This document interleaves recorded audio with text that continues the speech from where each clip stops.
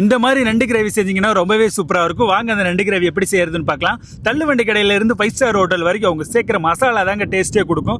இப்போ 1/4 மூடி தேங்காய், அதில் வந்துட்டு 1/4 ஸ்பூன் மஞ்சத்தூள், அது கூடவே வந்துட்டு 1/2 ஸ்பூன் அளவுக்கு மிளகாய் தூள் சேர்த்துக்கலாங்க. இப்போ 1 ஸ்பூன் அளவுக்கு சிக்கன் மசாலா, 1 ஸ்பூன் அளவுக்கு குழம்பு மிளகாய் தூள் வந்து சேர்த்துக்குங்க. 1/2 ஸ்பூன் மிளகு, 1/2 ஸ்பூன் சோம்பு, அது கூடவே 50 கிராம் அளவுக்கு இஞ்சி எடுத்துக்கோங்க.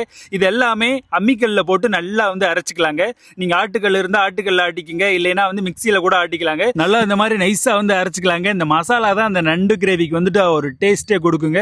இப்போ 1/2 கிலோ நண்டு எடுத்து சுத்தமாக கழுவி வச்சிருக்கோம். அதில் இந்த மசாலா போட்டு நல்லா வந்து பிரட்டிக்கலாங்க. பிரட்டினதுக்கு அப்புறமா நம்ம தேவையான அளவு தண்ணி சேர்த்துக்கலாங்க. நண்டு கிரேவிக்கு வந்து ரொம்ப வந்து தண்ணி வைக்கக்கூடாது. ஒரு 10 நிமிஷத்துலேயே வந்து பார்த்தீங்கன்னா நண்டு கிரேவி வந்து வெந்துருங்க. இந்த லெவலுக்கு வந்து வச்சா போதும். நண்டு மூழ்கிற அளவுக்கு தண்ணி வச்சுக்கலாங்க. இப்போ நம்ம ஒரு கடாயை எடுத்துக்கோங்க. தேவையான அளவு எண்ணெய் சேர்த்துக்கலாங்க.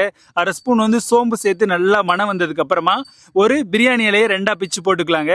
இப்போ நம்ம 2 பச்சை மிளகாய் வந்து சேர்த்துக்கலாம். ஒரு கைப்பிடி அளவுக்கு பெரிய வெங்காயம் வந்து சேர்த்துக்கோங்க. இப்போ அது கூடவே வந்துட்டு கருவேப்பிலை, மல்லி இலை வந்து சேர்த்துக்கலாம். சேர்த்து தேவையான அளவு உப்பு சேர்த்து நல்லா வந்து வதக்கிக்கோங்க.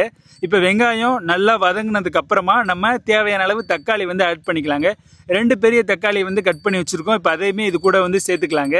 சேர்த்ததுக்கு அப்புறமா நம்ம அரைச்சி பிரட்டி வச்சிருந்த மசாலா கூட இந்த நண்டு சேர்த்து வச்சுருந்தோம் இல்லையா, இப்போ அதையுமே வந்து இது கூட சேர்த்துக்கலாங்க. சேர்த்து இந்த வெங்காயம் தக்காளி கூடயே அந்த மசாலா வந்து பிரட்டிட்டு இப்போ மூடி வச்சிடலாங்க. அடுத்து ஒரு 10 நிமிஷம் கழித்து திறந்து பார்த்தீங்கன்னா நண்டு அரை வேக்காடு அளவுக்கு வெந்திருக்கும். இந்த மாதிரி முறை கட்டி நல்லா கொதிச்சு வருங்க. அவ்வளோதாங்க, சூப்பரான நண்டு கிரேவி வந்து ரெடி ஆயிடுச்சு. இதே மாதிரி உங்கள் வீட்லையுமே செஞ்சு பாருங்க. ரொம்ப சிம்பிளாக தான் இருக்கும், ஆனால் டேஸ்ட் வேற லெவலில் இருக்குங்க. இப்போ தேவையான அளவு உப்பு சேர்த்துக்கலாம். அப்புறம் வந்து கொத்தமல்லி இலையை தூவிட்டு ஒரு 10 நிமிஷம் தம்மில் போடணுங்க.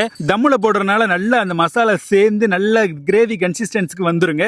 இந்த மாதிரி வந்து வந்ததுக்கு அப்புறமா சாப்பிட்டீங்கன்னா செம்மையா இருக்குங்க. மறக்காம நம்ம சேனலை லைக், ஷேர் அண்ட் சப்ஸ்கிரைப் பண்ணிட்டு போங்க மக்களே. மறக்காம ஒரு ஃபாலோ பண்ணிக்கங்க.